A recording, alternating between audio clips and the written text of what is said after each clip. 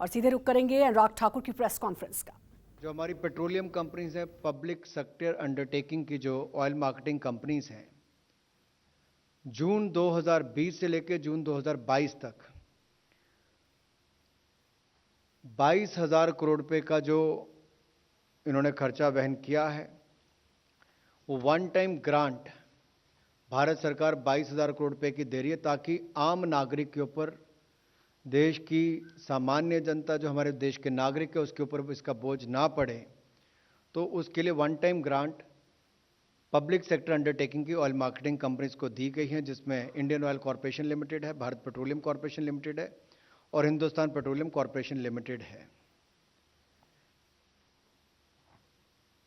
तीसरा, गुजरात में दीनदयाल पोर्ट, जो कि सालाना लगभग 127 मिलियन टन की क्षमता रखता है,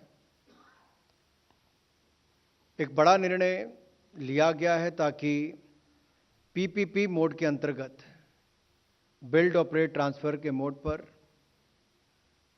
दीनदयाल उपाध्याय पोर्ट पर कंटेनर टर्मिनल बने जो टूना टेकरा में है, और साथ ही साथ मल्टीपर्पस कार्गो का भी वहाँ पर डेवलपमेंट हो। ये दो निर्णय वहाँ पर लिए गए जिसको विस्तार में मैं आपको बताऊंगा, लेकिन कुल मिलाकर इन दोनों के ऊपर 5,963 करोड़ रुपया खर्च होगा जो कंसेशनियर खर्च करेगा, और इसके अलावा जो 531 करोड़ के लगभग वो जो हमारी दीनदयाल पोर्ट अथॉरिटी है वो खर्च करेगी ताकि उसके अगले कुछ साल तक जो मेंटेनेंस ड्रेजिंग वगैरह के है वो भी कर सकें।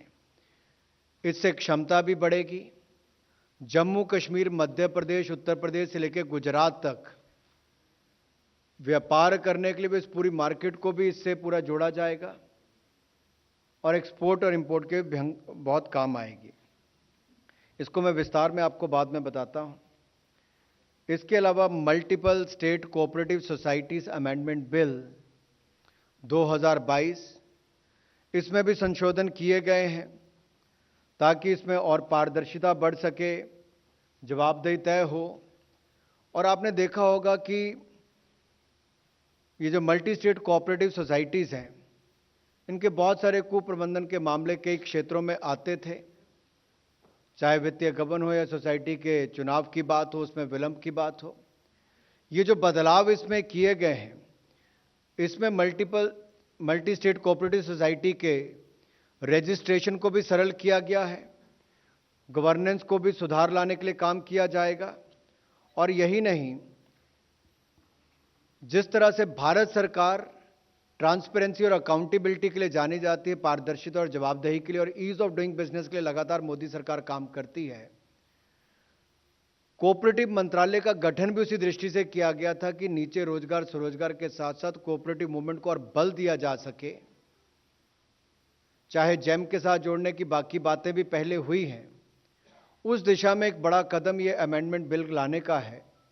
इसको मैं इसके बाद थोड़ा विस्तार में आपको बताऊंगा, कैसे चुनावी सुधार होगा, कैसे बोर्ड की कंपोजिशन होगी, एससी एसटी से लेके महिलाओं का उस पर उनको नॉमिनेशन होगा उसके ऊपर, और निगरानी के साथ साथ वहां पर धन की व्यवस्था भी और ट्रांसपेरेंसी लाने के लिए क्या क्या किया जाएगा।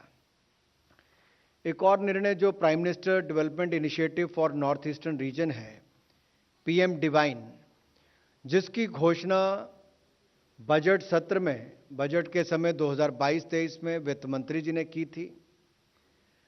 पीएम डिवाइन योजना को भी मंजूरी आज केंद्रीय मंत्रिमंडल ने दी है प्रधानमंत्री मोदी जी के नेतृत्व में, और ये 100% केंद्रीय वित्त पोषण के साथ साथ एक सेंट्रल सेक्टर स्कीम है।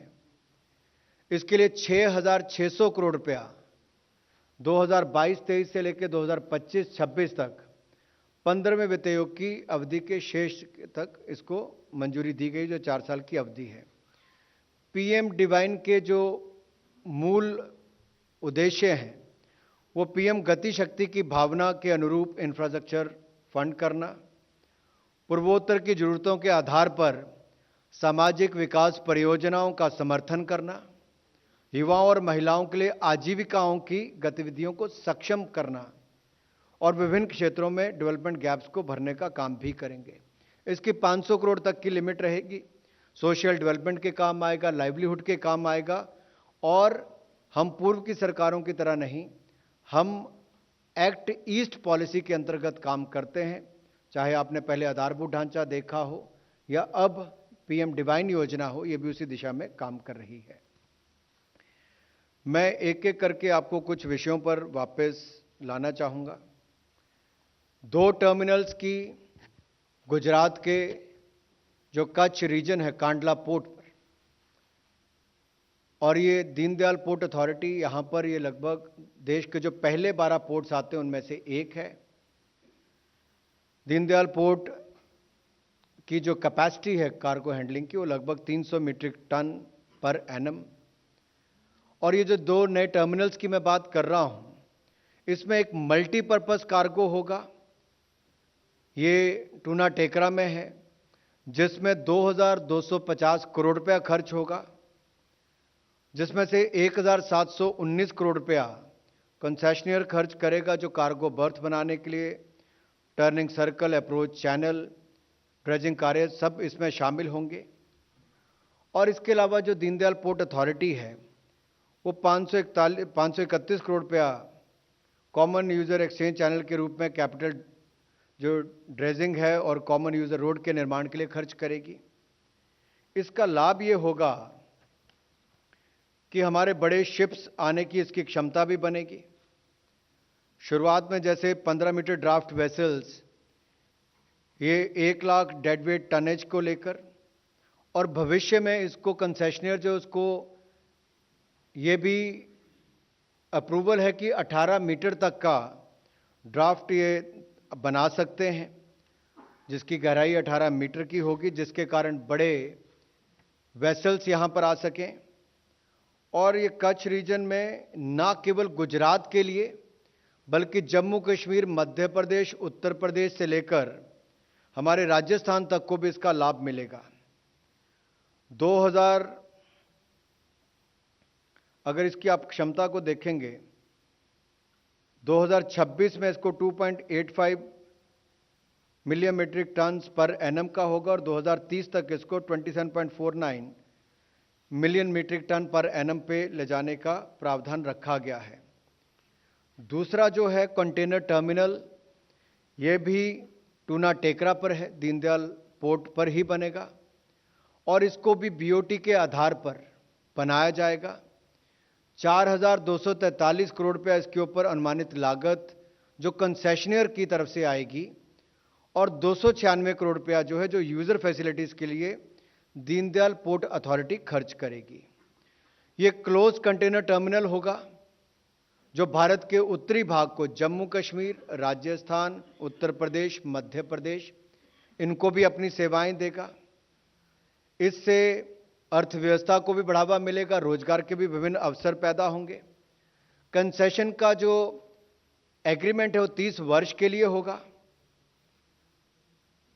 2025 में जो नेट गैप है वो 18,80,000 TEUs का है, और ये state of the art terminal बनकर तैयार होगा। अगर इसके लिए आप देखेंगे, इसके लिए इंटरनेशनल कॉम्पिटिटिव बिडिंग के माध्यम से इसका चयन होगा, और कंसेशनियर जो है जो उसकी ही जिम्मेदारी होगी कि इसके डिजाइन को, इंजीनियरिंग को, फाइनेंसिंग को, प्रोक्योरमेंट से लेके इंप्लीमेंटेशन तक जो प्रोजेक्ट की है वो ही उन्हीं को ही करनी है। और ये बीओटी के आधार पर होगा। जब 30 वर्ष पूरे होंगे तो ये सरकार को वापस करना पड़ेगा, और इससे कुल मिलाकर 21,90,000 TEUs पर एनम की क्षमता बनकर तैयार होगी। शुरुआत में इसमें 14 मीटर का ड्राफ्ट वेसल्स आने का होगा, जिसको अभी प्रावधान है, और 6,000 TEUs इसके आने की रहेगा। लेकिन कंसेशनिंग अथॉरिटी जो है वो इसको 15.5 मीटर तक करेगी, और भविष्य में इसको 18 मीटर तक ले जाने का कंसेशनियर को भी प्रावधान होगा। तो वो चैनल हो, बर्थ पॉकेट हो, टर्निंग सर्कल हो, इन सबको बनाने का भी वो काम करेंगे। इससे जो कच्छ रीजन है गुजरात का, जो पहले ही एक बहुत महत्वपूर्ण रोल अदा करता है भारत के पोर्ट्स में टर्मिनल हैंडलिंग के लिए भी, ये बड़ी इन्वेस्टमेंट जब यहां पर आएगी, 5,963 करोड़ रुपए के लगभग कॉन्सेशनियर्स के माध्यम से इसमें पेमेंट आएगी, लागत आएगी, और इस इन्वेस्टमेंट से लाखों लोगों को रोजगार स्वरोजगार के अवसर मिलेंगे। जम्मू कश्मीर, उत्तर प्रदेश, राजस्थान, मध्य प्रदेश से होते हुए सबको इसका लाभ मिलेगा और हमारे व्यापार को भी बल मिलेगा।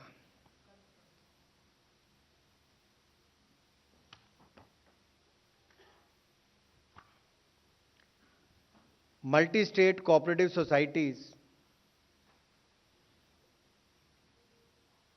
ये यूनियन लिस्ट में भी है और इसको सभी राज्यों से बातचीत करके उस दिशा में भी काम किया जा रहा है। जैसा मैंने पहले कहा कि मल्टी स्टेट कोऑपरेटिव सोसाइटीज के कुछ उदाहरण ऐसे भी आते थे जहां पे कुप्रबंधन रिपोर्ट होता था या चुनाव नहीं होता था, बहुत लंबे समय तक एक ही व्यक्ति वहां पर बैठे रहते थे। तो उसमें कुछ बदलाव लाने के लिए कि उसकी रजिस्ट्रेशन को सरल किया जाए, उसका एक ये लाभ मिलेगा। गवर्नेंस में पारदर्शिता आएगी और जवाबदेही तय होगी, और एमसीएस एक्ट 2002 में कतिपय संशोधन करने के साथ साथ इसमें जो विशेष सुधार होगा वो चुनावों में होगा। तो एमसीएस के बोर्ड के लिए स्वतंत्र और निष्पक्ष ढंग से चुनाव कराने के लिए एक इलेक्शन अथॉरिटी का गठन किया जाएगा। केवल ऐसे ही एक्टिव मेंबर्स चुनाव लड़ने के पात्र होंगे जिन्होंने कम से कम 3 जनरल मीटिंग्स में भाग लिया हो और वो इन सोसाइटी के प्रोडक्ट्स और सर्विसेज को अवेल करता हो।